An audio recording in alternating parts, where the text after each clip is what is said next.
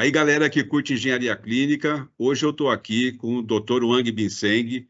Ele tem uma carreira gigantesca na área de engenharia clínica e aceitou fazer esse bate-papo aqui para a gente motivar vocês que estão interessados na área, que estão na área, entenderem aí até onde a gente pode chegar, o que pode ser feito, né? Rapidamente aqui, o Wang, ele é formado em física, em engenharia, fez mestrado, doutorado no... O doutorado dele foi no MIT, né, no Massachusetts Institute of Technology, e aí ele voltou para o Brasil e foi trabalhar na Unicamp como professor e pesquisador. E ali aconteceu um fato interessante, que foi o Hospital HC que estava sendo construído, e aí, Wang, eu passo para você a palavra para você comentar dessa parte aí da sua estada na Unicamp e as atividades que você fez lá.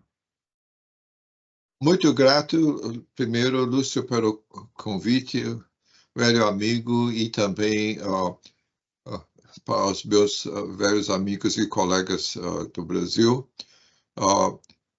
Aliás, eu devo pedir desculpa que eu devo estar falando português não muito corretamente, e até com sotaque gringo, por estar fora há muito tempo. Mas o que aconteceu foi o seguinte, como o Lúcio falou, eu estudei para ser professor, voltei para a Unicamp porque eu tinha recebido uma bolsa da FAPESP e tinha a obrigação de voltar para o Brasil e retornar o favor que eu recebi, que era a bolsa. E um belo dia fui chamado pelo reitor da Unicamp e eu fiquei meio assim, sem saber, porque o reitor não chama um professor jovem sem alguma razão importante, né?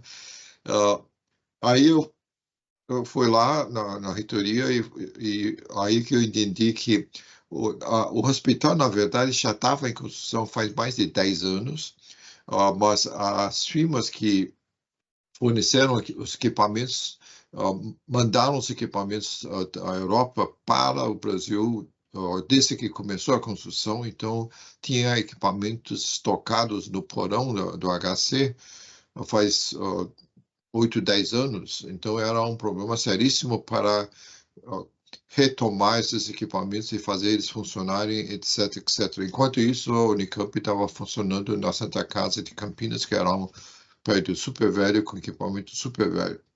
Então, o reitor pediu para eu ver se eu posso ajudar, e eu confessei para ele que, olha, eu não entendo nada de manutenção de equipamentos, eu estudei engenharia biomédica, eu fiz trabalho em instrumentação, etc., mas não quer dizer que entendo da manutenção.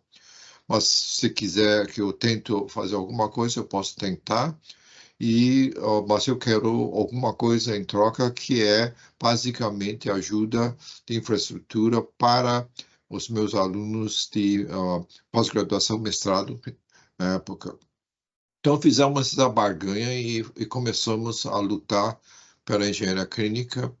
E, honestamente, eu aprendi engenharia clínica na marra, fazendo o que é necessário, ao mesmo tempo estudando o que é necessário e aprendendo fora do Brasil e também junto com os colegas da Unicamp o que precisa fazer. Wang, e como resultado desse trabalho, vamos supor, isso facilitou a criação do Departamento de Engenharia Biomédica dentro da Faculdade de Engenharia Elétrica e Computação da Unicamp? Sim, isso é a parte de pesquisa. A parte de prestação de serviços ficou no chamado Centro de Engenharia Biomédica, que tinha a parte de engenharia clínica, como também a parte de física médica, porque o HC precisava de físicos para fazer a parte de dosimetria, toda a parte clássica de física médica, então aceitei a dirigir aquela parte também. Tá. E aí eu estava lendo, pessoal, eu vou deixar na descrição, tem um website, o Wang tem um website, é muito interessante, sei lá, e ver a biografia dele, né? E a parte real também, o Wang real ali, é engraçado a gente ler, tem muita coisa ali, você pode conhecer tudo, vai estar na descrição para você acessar e poder aprofundar mais nos trabalhos do Wang, né? Agora, depois desse tempo, você voltou para os Estados Unidos, no Instituto Nacional, no Instituto Nacional de Saúde. Não, antes disso, na verdade, desculpe cortar você, mas depois que o SEBIC começamos com um engenheiro e 2 técnicos, evoluiu para uma equipe de 60 e poucas pessoas quando eu saí. Mas quando eu saí, não porque eu estava indo para fora ou não queria assumir essa função, mas isso porque o reitor, que era o Dr. Pinotti, tinha sido chamado pelo governador para ser secretário de saúde do estado. Então ele me chamou e levou para a Secretaria de Saúde, onde então fui nomeado assessor especial de equipamentos, e aí criamos um departamento de equipamentos de saúde, e com isso conseguimos agregar muito mais pessoas dentro do estado para essa área de engenharia clínica. Várias pessoas vocês devem conhecer até hoje, por exemplo, o Gibetoni, que está no Einstein, hoje Paulo Palombo, que trabalhou muitos anos no hospital alemão Oswaldo Cruz, e etc. Então, foi vamos dizer, uma coisa muito boa para dar um impulso muito grande, e acho que nesse sentido o Dr. Pinotti merece um reconhecimento. Depois de Dr. Pinotti sair da Secretaria de Saúde, aí eu saí também da Secretaria, aí eu vim para os Estados Unidos para fazer um pós-doutorado no chamado Institutos Nacionais de Saúde dos Estados Unidos. Então, eu até troquei a ordem aqui, mas eu queria te falar que hoje ainda está lá, mudou um pouco o nome, chama-se hoje Grupo de Equipamentos de Saúde, e a gente tem lá o Ricardo Cruz, que é o engenheiro que está nessa função aí, que está lá, está viva a criança lá e firme e forte, tá? E Wang, aí entra essa passagem de quando que você foi para os Estados Unidos, né? Pelo que eu li ali, você estava voltando do seu pós-doutorado e você recebeu um convite para trabalhar na Medic PRN, que você ficou lá por 12 anos, né? E como é uma empresa assim gigantesca, né, eu queria que você desse uma ideia para a turma de quão grande ela era, né? A quantidade de equipamentos, funcionários, e como que vocês lidavam com isso, né? Hoje aqui o pessoal faz calibração de todos os equipamentos, anualmente, né? Como é que era isso? Era possível fazer esse tipo de coisa? Você podia dar um norte para a gente? Não, o que aconteceu, primeiro, não é que eu queria ficar nos Estados Unidos. A minha mãe tinha ficado doente, e então trouxemos ela para os Estados Unidos para ser diagnosticada, e naquela época, isso faz muitos anos atrás, estava difícil de fazer um bom diagnóstico, porque tinha no início a impressão de que era problema de Alzheimer, mas depois descobriu-se que era um problema de Parkinson. Então, foi uma época um pouco tumultuada, então eu achei melhor ficar por perto, porque ela não falava inglês. E minha irmã, que estava morando aqui nos Estados Unidos, também trabalhava a tempo integral, então achamos melhor ficar nós dois aqui para resolver o problema de saúde dela. Então, com isso, um amigo ofereceu esse emprego nessa empresa é uma empresa de locação. Então, basicamente, nós estávamos manejando uma quantidade grande, cerca de 50 mil equipamentos distribuídos pelo Estados Unidos inteiro, e com mais de 150 técnicos e depois motoristas, etc., que levavam esses equipamentos. A maioria deles são portáteis, ou pelo menos transportáveis. Por exemplo, ventiladores. Vocês devem estar cansados de ver os ventiladores por causa dessa pandemia. Então, na época, nós tínhamos, acho que mais ou menos, da ordem de 10 mil ventiladores distribuídos no país inteiro. E eram geralmente aluguéis de curto prazo, 1, 2, 3 semanas, e toda vez que o aparelho retornava do hospital, a gente limpava o aparelho, fazia uma verificação do funcionamento em termos de segurança, confiabilidade e se está funcionando dentro das especificações técnicas do fabricante, e aí colocamos de volta no mercado para ser alugado. Então, a calibração é parte desse serviço. Então, o equipamento, na verdade, é olhado pelos nossos técnicos muito mais frequentemente do que dentro do hospital. Mas isso porque a gente não tem ideia quem usou o equipamento, como foi bem usado ou mal usado, abusado, e que danos pode ter sofrido durante o transporte. Então, isso foi um aprendizado muito grande em termos de o que é realmente necessário fazer, o que não é necessário fazer, e isso me ajudou muito depois nos trabalhos que eu fiz em outras empresas aqui dentro dos Estados Unidos.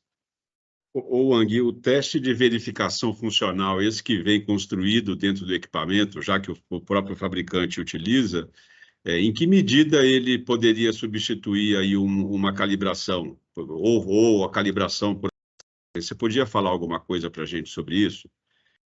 O importante é o seguinte, no nosso caso, empresas de locação, como eu falei, você não sabe o que foi feito, como foi usado, etc. Então, foi necessário fazer uma coisa um pouco exaustiva. Enquanto que se você estiver dentro de um único hospital e você conhece os operadores, você pode fazer uma coisa muito menos intensa ou frequente, porque você já tem um conhecimento muito melhor. Quando alguém fala para você, olha, esse aparelho precisa ser consertado ou estou tendo problema, você pode perguntar o que houve, que dificuldades tiveram, etc. Então, isso ajuda muito no diagnóstico do problema. Em outras palavras, de uma maneira talvez um pouco insultora para os colegas clínicos, a verdade, nós atuamos muito como os médicos e as enfermeiras. A única diferença é que eles tratam de um ser humano e nós tratamos, o nosso paciente é um equipamento, é um dispositivo médico. Tá? Agora, claro, no caso de paciente, você pode perguntar para o paciente como se sente, o que tem de errado, mas muitas vezes eles também não sabem dizer para você o que tem de errado.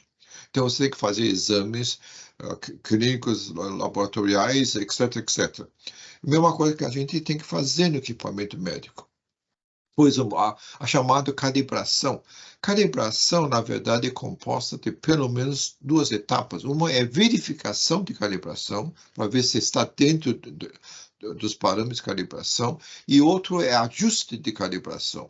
Se está fora da faixa de calibração, então você tem que fazer alguma coisa para retornar o aparelho dentro da calibração. Então, da mesma maneira que a gente fala de calibração, a gente faz outros serviços de manutenção. Por exemplo, tem manutenções que a gente chama preventivas, no sentido que vamos dizer, similar a você trocar o óleo de um carro.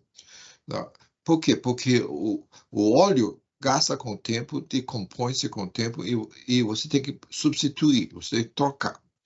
Agora, tem equipamentos que têm peças que são sujeitos a desgaste, então você tem que repor. Mas muitas vezes, principalmente os equipamentos puramente eletrônicos, não tem mais o que fazer em termos de repor peças, porque não tem desgaste. Por exemplo, recentemente, nós acabamos de publicar um artigo, temos equipamentos de 30 anos de uso em hospitais americanos que não demonstram nenhum desgaste ao longo do tempo. Em outras palavras, em termos humanos, não envelhecem. Eu gostaria que eu fosse assim, mas obviamente eu não sou. Mas, então, essas coisas se aprende de como fazer. Agora, a especificação técnica do fabricante é muito importante, porque isso nos dá os parâmetros dentro dos quais o aparelho deve funcionar. Se estiver fora dos parâmetros, aí nós temos que fazer um conserto, uma chamada manutenção corretiva, tá? Ou senão é que nem o caso de calibração, verificação. A gente só está inspecionando o equipamento para ver se está funcionando dentro das normas. E se estiver fora, a gente faz uma intervenção entrando no equipamento. Senão, a inspeção é não invasiva. Então, Wang, daí da Medic PRN, você comenta que você foi para a Aramark, a Healthcare Technologies, uma organização independente, né? Vocês usam aí o Independent Service Organizations, né? O ISO, e aí você faz uma brincadeira que lá você desorientou e confundiu engenheiros e técnicos em mais de 450 instalações, né? Criticou agências governamentais e organizações de acreditação. Como é que foi isso? Que tipo de confusão ou desorientação que você causou? Qual que era a provocação que você fazia? Não, como eu estava tentando dizer, a gente aprende vendo as coisas. Eu não sou inventor, não sou cientista clássico, mas se vocês forem olhar para trás, o avanço da ciência, principalmente durante a Renascença na Europa, foi graças aos pesquisadores, Leonardo da Vinci, Galileu Galilei, Newton, toda essa gente, tá?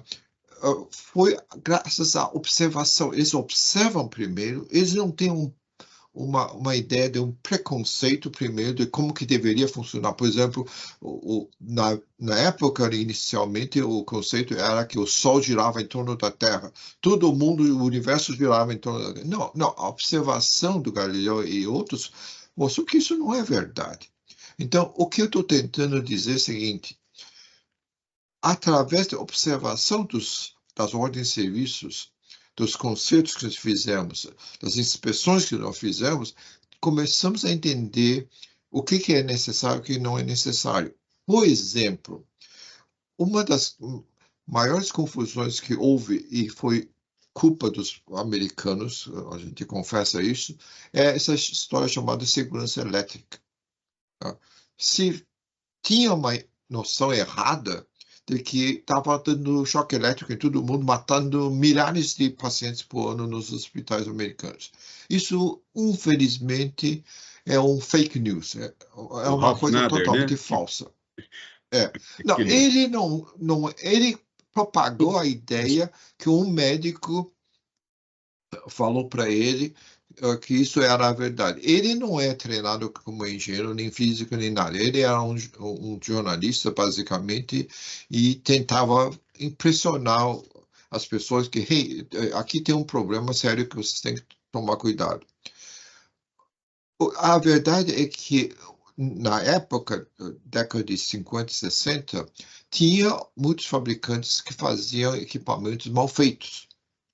Então, a isolação elétrica dentro do equipamento entre a parte de AC, corrente alternada, 60 Hz, etc., e a parte que contactava o paciente, realmente não era bem separado e isolado. Isso é um fato, isso inclusive eu cheguei a presenciar no Medic, quando a gente aceitava novos equipamentos, a gente inspecionava e falava, não, peraí, esse equipamento está com problemas. Rejeitávamos esses equipamentos. Porém, desde a época de década de 80, 90 para cá, isso não existe mais. Os fabricantes aprenderam. Claro que eles sabem que eles têm responsabilidade jurídica em cima desses casos, se alguém for chocado, e então acabou com esse problema. Infelizmente, muita gente, principalmente fora dos Estados Unidos, não aprenderam isso. Então, colocaram nas normas técnicas coisas que são absurdas, por exemplo, de verificar a segurança elétrica, inclusive de equipamentos que não têm a conexão a AC, elétrico, por exemplo. Não, tem equipamentos, sim, eu entendi, a pilha, por exemplo. Que tipo de choque elétrico você vai conseguir com bateria, com pilha? É totalmente ridículo. E a maioria dos equipamentos são isolados opticamente dentro do aparelho já. Então, aqui nos Estados Unidos, depois de muitos anos de briga, nós conseguimos convencer a norma técnica a abolir a inspeção de segurança elétrica de uma maneira rotineira, por exemplo, cada 6 meses, inicialmente era, aliás, cada 3 meses, depois mudou para cada 6 meses anual, e agora acabamos com ele.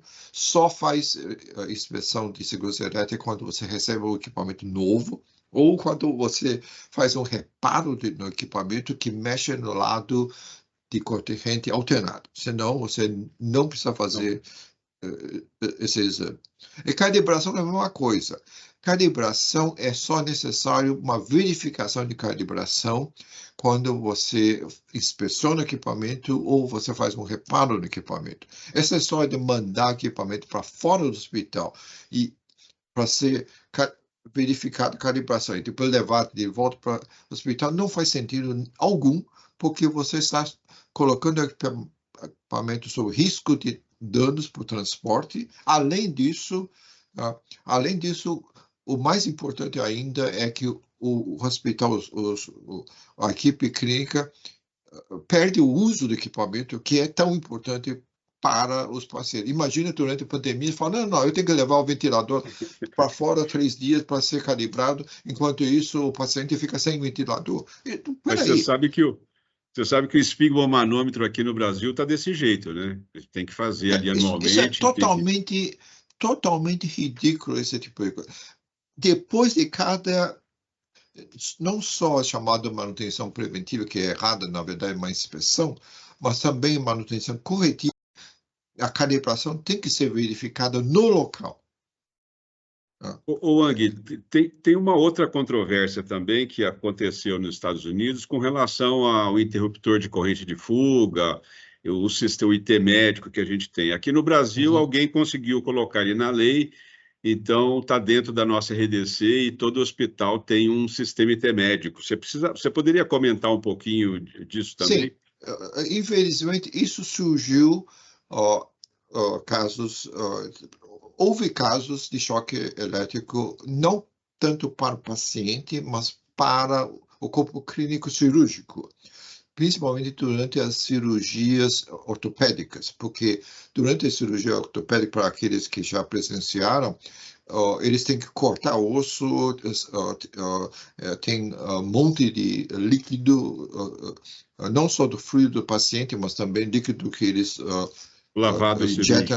lavagem cirúrgica e tudo. Então, o chão fica molhado, então, e o corpo clínico sofre choques com isso, tá?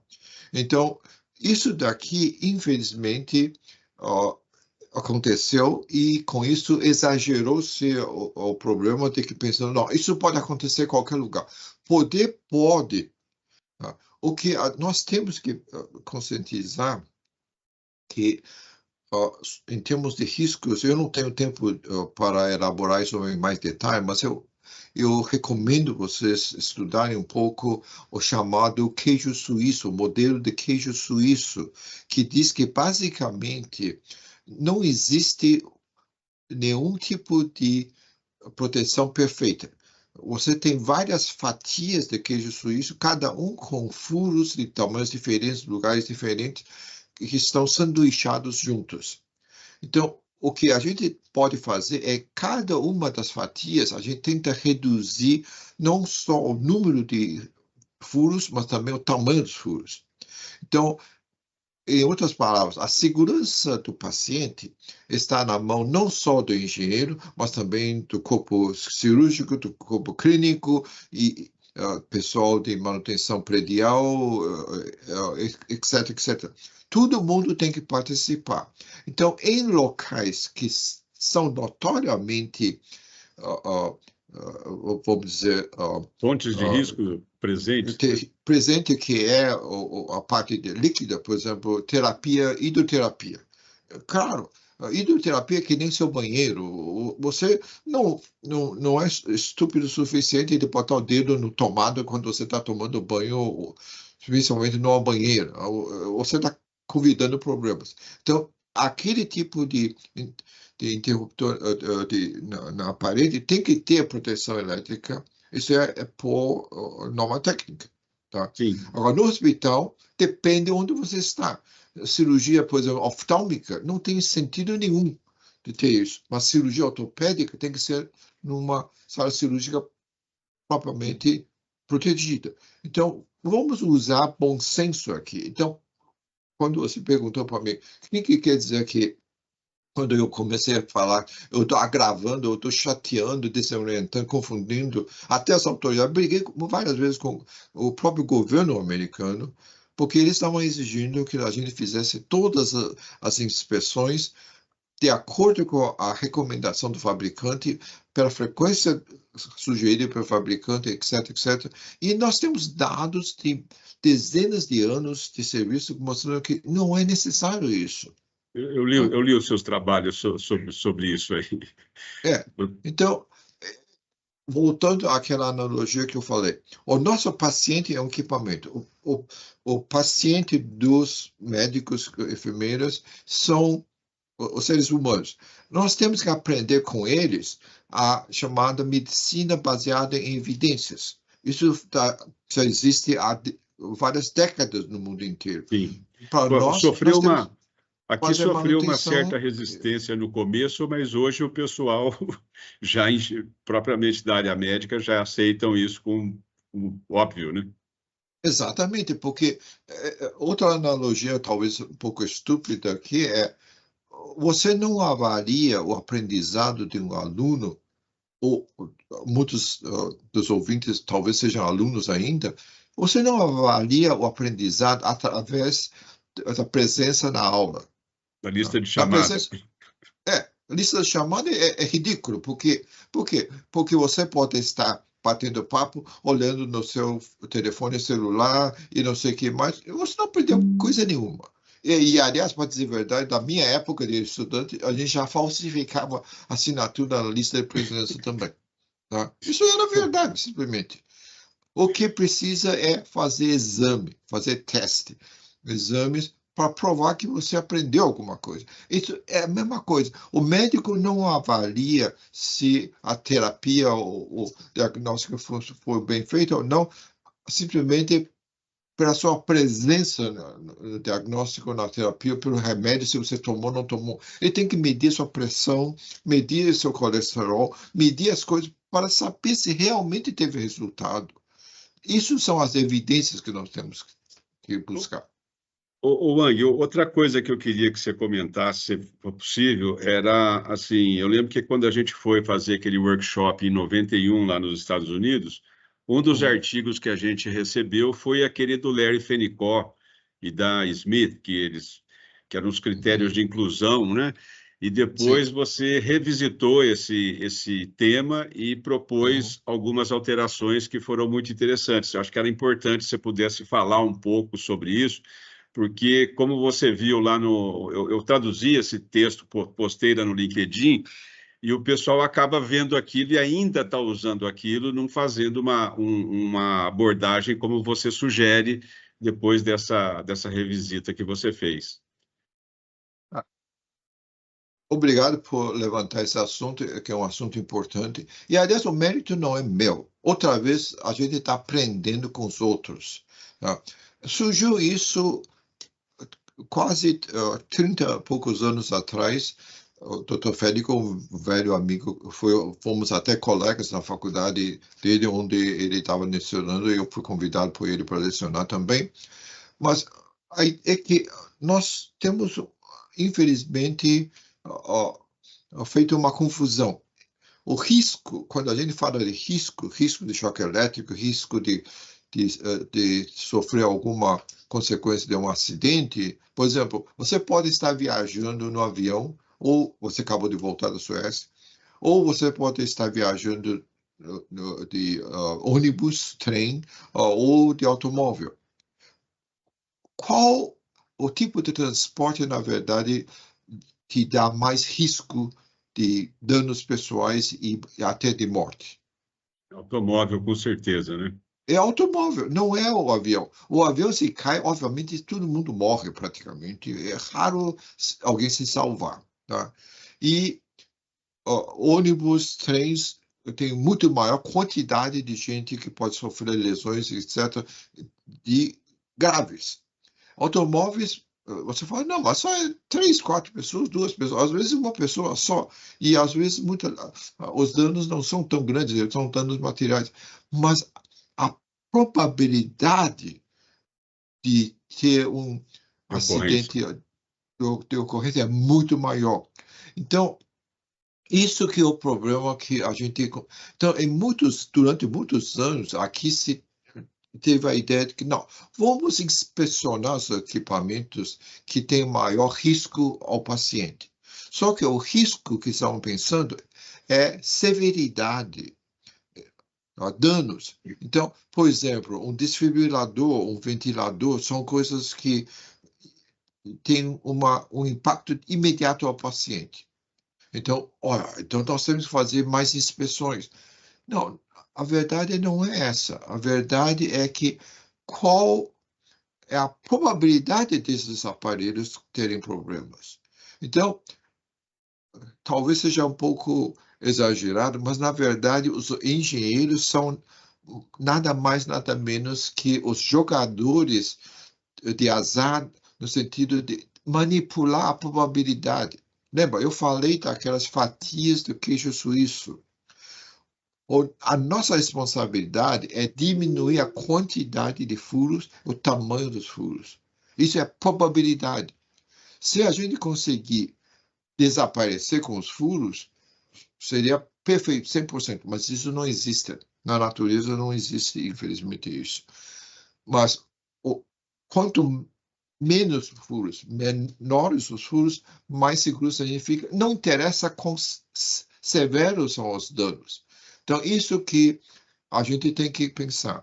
Além disso, outra coisa que é importante lembrar, que não pode pensar em contato direto entre o paciente e o aparelho. Um exemplo. O que você acha mais importante em termos de gerenciamento de tecnologia? Um ventilador ou um tomógrafo ou ressonância? Ou tomógrafo computadorizado? Todo mundo fala, Então, não. O ventilador é mais importante, porque se parar de funcionar, o paciente pode morrer em alguns minutos. Enquanto que tanto ressonância como tomógrafo computadorizado é diagnóstico só. Só que, espera um pouco. Imagina você, espero que não aconteça com você, Lúcio, tá? Tiver um acidente automobilístico, foi parar no hospital de emergência e você está em coma. Você acha que algum médico cirurgião vai abrir a sua cabeça só para ver o que tem lá dentro se o tomógrafo não está funcionando? Não conheço nenhum médico, nenhum cirurgião que se arrisca a fazer isso. Eles botam você dentro do tomógrafo e, do mesmo jeito, existe algum médico que não pede um exame de laboratório para seu sangue, sua urina, etc., antes de receitar o remédio. Difícil. Então, não, eles estão arriscando a ser acusados e processados no tribunal por falha médica. Tá? Então, o que eu quero dizer é o seguinte, nós temos que pensar não só no indivíduo, mas também o grupo de pacientes, a coletânea de pacientes que vão ser afetados. Porque isso daí é que vai realmente fazer o hospital prestar bom serviço de saúde para a população inteira. Não é só um paciente de cada vez. Você não pode pensar em pacientes individuais. Então, em outras palavras, aqui, depois de muita briga, o governo americano, através das chamadas entidades de acreditação, reconheceu a manutenção não é necessária de ser mais intensa, mais frequente, quanto mais, vamos dizer, maior severidade do equipamento. Não, é de acordo com a tecnologia. Eu falei, por exemplo, de troca de óleo de carro, certo? Mas se vocês tiverem, eu não sei como está no Brasil atualmente, aqui nos Estados Unidos nós estamos tendo muitos carros totalmente elétricos. como chamado Tesla, por exemplo. Você não troca óleo no Tesla, porque não existe óleo no Tesla. Não tem Na óleo Suécia, praticamente, tinha muito carro elétrico. Os táxis lá, todos eles elétricos. Porque não tem motor de combustão interna mais, então não tem troca de óleo do motor e não tem transmissão mais também. Transmissão hidráulica. O motor é diretamente acoplado à roda. Então, acabou. O que óleo para trocar? Não tem óleo para trocar. Tá? Então, a manutenção depende da tecnologia. Tá? Gente velha que nem você, eu, Lúcio, desculpe insultá-lo por idade. A gente viveu na época que existia válvulas eletrônicas. A gente tinha que trocar válvulas. Hoje em dia, alguém chegou a ver alguma válvula no equipamento médico? Eu lembro que o Wang até hoje tem lá na Florêncio de Abreu, não, na Santa Efigênia, né, a Valvolândia, né? Eu esqueço da Valvolândia. Lá tinha válvula lá. A loja existe até hoje. Só não sei se eles vendem válvula. Eu comprei muita coisa lá. Não, mas é interessante, pessoal. Esse artigo aí, quem quiser o artigo original, eu tenho uma cópia do artigo original, digitalizei, mas vocês precisam de ler o artigo do Wang para vocês entenderem como que era um pensamento lá até, acho que foi 87 o artigo dele. E depois o que o Wang propõe para a gente fazer alguns ajustes e algumas correções na ideia geral que foi proposta pelo artigo. Ô Wang, só mais uma, aproveitando esse momento que você está na Aramark agora, vamos dizer assim, como uma prestadora de serviço para o hospital. O que mudou, na verdade, da locadora é que os seus clientes, você tinha uma possibilidade maior de conhecer os seus clientes internos, vamos dizer assim, né? Então, em termos de gerenciamento, foi possível estudar o que quebra mais, os tipos de erro, e fazer uma gestão mais suave do que quando você estava com a alocação, vamos dizer assim. Uhum. Certo. Não, e hoje, eu saí do Aramark, hoje está numa empresa chamada Sodexo, que existe no Brasil, mas não na área de engenharia clínica. Ambas as empresas são o que a gente chama de terceirização de serviço. Então, em vez de o hospital ter uma equipe própria de empregados próprios para fazer serviços de manutenção e gerenciamento de tecnologia, emprega uma equipe externa supervisionado por essa empresa para fazer o serviço. Então, nós cuidamos do equipamento desde a hora que nasceu, entre aspas, entrou no hospital, e até quando a gente coloca o equipamento fora do hospital, porque é reposto, porque não é mais factível de reparar, etc, etc.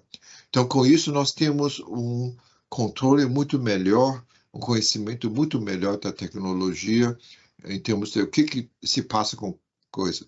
E com isso, a gente pode estudar a vida útil, então, e se realmente tem desgaste ou não tem desgaste, qual a melhor maneira de fazer a manutenção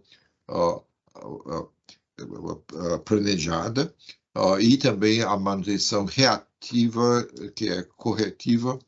Então, com isso, ajuda muito mais. E também um outro serviço que nós fazemos é o planejamento de reposição de equipamento. Então, os fabricantes, obviamente, é que nem as firmas produtoras de veículos, eles sugerem que você, não, troca o seu carro está velho, tem 5 anos, está na hora de trocar, tem novas tecnologias, etc. Mas o seu carro funciona perfeitamente bem, então por que você tem que trocar? Tá? Depende, claro, do seu carro bem construído, do uso, etc, etc. Então, nós temos condições de analisar bem melhor para cada equipamento, e cada grupo de equipamentos, se realmente está na época de trocar, não está na época de trocar. E, na verdade, em média, nós estamos vendo claramente que a gente consegue prolongar a vida dos equipamentos em dobrar a estimativa de vida que por exemplo, a Associação dos Hospitais Americanos recomenda para os hospitais americanos. Então, eles dizem que tem que trocar cada 7 anos. Não, nós temos provas que a gente consegue manter equipamento em estado bem seguro, confiável, por 14 anos ou mais. Então, isso é uma economia muito importante para os hospitais, principalmente depois dessa pandemia que contraiu bastante as finanças dos hospitais. Wang, e eu olhei que a Sodexo ela tem não só o ramo de facilities também, que seria a engenharia hospitalar, faz a infraestrutura, e me surpreendeu também, eles também atuam na área de construção também. Sim, mas não de hospitais. Tá? Eles têm a área de construção de vários tipos de edifícios. É uma firma de prestação de serviço e construção é um tipo de serviço que eles oferecem. Aqui nos Estados Unidos, na verdade, é relativamente pouco, mas em outros países existe realmente bastante serviços de construção, etc. Mas em termos de engenharia clínica, nós temos, além dos Estados Unidos, um pouquinho de presença no Canadá, Inglaterra, Índia, Tailândia, Filipinas e China. Então, realmente multinacional mesmo. Bem multinacional nesse sentido. E cada país tem peculiaridades que estamos ainda aprendendo, obviamente, mas em geral tem muitas similaridades, então a gente vai intercambiando as experiências, etc. Eu queria falar para o pessoal, né, que o Wang, eu vou nesse link que eu vou deixar para vocês, ali vocês vão poder ter acesso a várias informações sobre o Dr. Wang e os artigos que ele publicou, os títulos, de modo que vocês possam procurar, garimpar e quem quiser se aprofundar mais. E essas fotos que vocês estão vendo são livros que o Wang produziu, como esses aqui. Eu tenho 2, eu tenho o que eu gosto mais, né, que é o Fake News, True Facts, Fake News, Fatos e Lendas. Esse aqui é muito legal, ele faz um teste com você e aí depois ele vai mostrando, ensinando a gente a pensar diferente, né?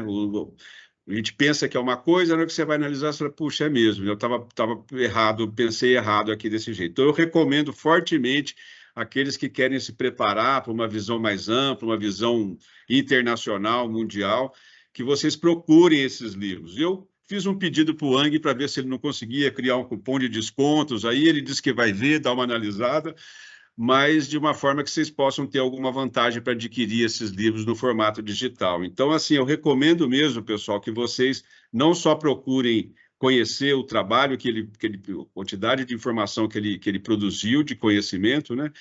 E que adquiram os livros também. Então, eles estão na Amazon, é fácil de encontrar, você acha eles facilmente. E, Wang, eu sei que você está com o tempo corrido, eu queria ver se você poderia dar uma orientação para a turma em termos de visão. O que eu percebo no mundo, né? Você pega os nossos colegas aqui da América Latina, tipo Peru, Bolívia, Colômbia, Chile, Equador, eles saem mais do país de origem deles, não sei se é porque é devido ao tamanho do mercado, mas é muito mais comum a gente encontrar colegas dessas regiões atuando em outros países do que brasileiros. Brasileiros são muito poucos. Até na nossa última conversa você comentou do Steve, né, que o Steve está trabalhando. Ele falava isso, conseguimos, um está lá, saiu do Brasil, foi para lá. O que você falaria para essa turma de jovens? A gente tem jovens aqui no canal, a gente tem pessoas mais velhas também. E tem... Você tem razão, Lúcio. O fato de ter poucos brasileiros fora, comparado com outros países, provavelmente é resultado de uma combinação de pequeno mercado nesses outros países, Peru, Chile, Venezuela. Venezuela está muito mal, então muita gente saindo, e mesmo cubanos, temos muitos cubanos aqui. Então, o Brasil, por bem ou por mal, ainda é um país acolhedor, etc. Então, muita gente hesita em sair. Mas existem oportunidades. A dificuldade hoje em dia aqui nos Estados Unidos, principalmente, infelizmente, o problema de visto. A imigração, vocês devem estar vendo nas notícias, está um caos miserável aqui em termos políticos. Mas tem muitos brasileiros em Canadá, por exemplo, não tanto na engenharia clínica, mas principalmente em computação. Então, existem essas oportunidades. E também vejo brasileiros na Europa também, mesmo na área de engenharia clínica. Agora, eu não quero dar a ilusão de que é fácil, tá? Você tem que lutar, tem que primeiro conseguir visto, tem que ter patrocínio, tem que ter paciência. Muitas vezes você não é oferecido um bom emprego logo de cara, porque você é imigrante, o pessoal não conhece você, então tem todo esse tipo. E depois, vou falar abertamente a verdade, existe racismo nos Estados Unidos, então alguma pessoa que não é branca, não fala inglês bem, etc., sujeito alvo, alvo dessas coisas. Então, mas o importante é você ter confiança. E não é questão de quantos títulos, quantos diplomas, certificados você tem, tá? Eu costumo dizer que ter diploma, ter certificados ajuda a abrir a porta. Mas uma vez você entrou pela porta, você tem que provar o seu valor. Aí tem que jogar futebol, né, Wang? Então, tem que fazer gol. Só vestir a camisa não funciona, tá? Você tem que ir lá e provar. Se você não fizer o gol, não tem jeito, tá? Então, mas existem oportunidades e realmente pode fazer uma boa carreira fora do Brasil. Então, agora, eu não quero dizer que seja maravilha, você sempre está lutando e, como qualquer outro país, imigrante sempre sofre um pouco mais, mas é possível. E, além disso, outra coisa importante é o seguinte, pela minha trajetória, acho que vocês estão percebendo, o importante não é você saber tudo, fez todos os cursos, todas as certificações, etc. O importante é você estar disposto a aceitar o desafio. Pega o desafio e vai em frente. Vai aprendendo, vai estudando, porque não tem outro jeito. Porque por mais que você queira um curso, mesmo que seja pós-graduação, etc., que seja 3 anos, 5 anos, até 10 anos, a sua carreira profissional hoje em dia é mais que 30, 35 anos.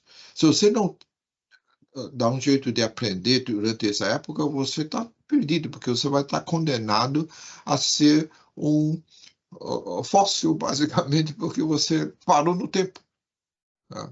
Sim, não, é verdade. Então, o que precisa é você lutar e ir aprendendo, e melhorando. E também questiona as coisas. Se os cientistas não questionassem as coisas, por exemplo, alguém tinha dúvida que Isaac Newton estava errado? Não, todo mundo acreditava que Isaac Newton estava certo. Até surgiu um maluco chamado Einstein dizendo, não é bem assim. A teoria de Newton funciona para a maioria dos casos, porém, tem casos que não funcionam. Tá? E a mesma coisa acontece com o Darwin. Tá? Todo mundo acha, não, Deus criou o mundo e o fim do papo. Não, peraí. Os animais estão evoluindo ainda. Tem muita coisa acontecendo ainda. Tem muita coisa que a gente não conhece. Vocês têm que questionar e arriscar o pescoço de falar, olha, vamos tentar alguma coisa diferente. Tá? Então, não se acanha. E, como o Lúcio falou, eu considero uma das missões mais importantes da minha vida não é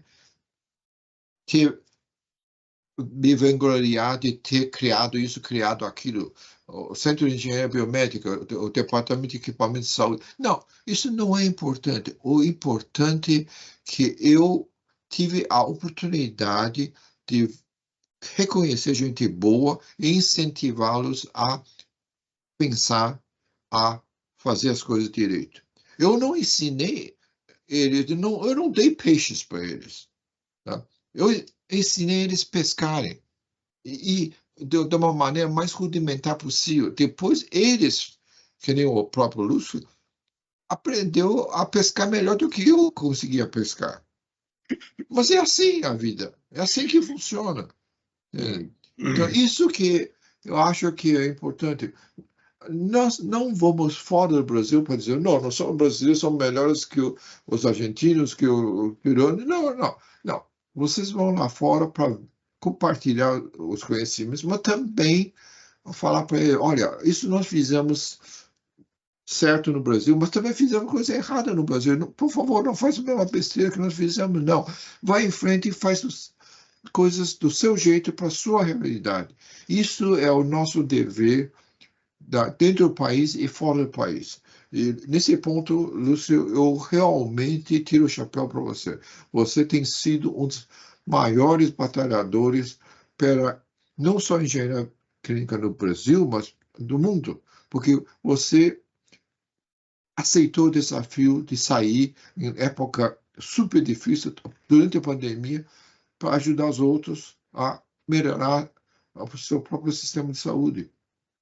Isso é uma coisa raramente vista fora e conhecida fora. Então, realmente, eu tiro o chapéu para você, Lúcio.